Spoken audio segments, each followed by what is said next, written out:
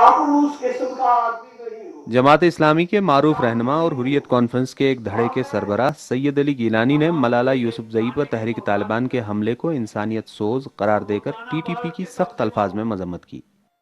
उसकी हरकतें, उसके एक्शन और उनका रवैया पाकिस्तान में रहते हुए मैं शदीद अल्फाज में उसकी मजम्मत करता हूँ।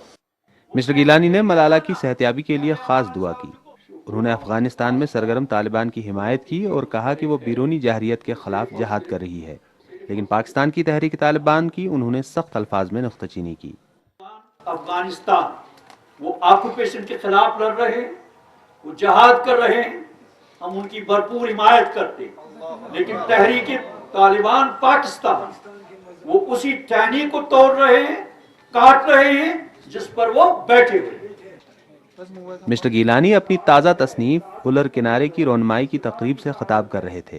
उन्होंने इस मौके पर कहा कि बंदूक का इस्तेमाल बैरूनी जारहियत के खिलाफ हो सकता है, लेकिन इस्लाम की तबलीग में जबर का कोई किरदार नहीं है।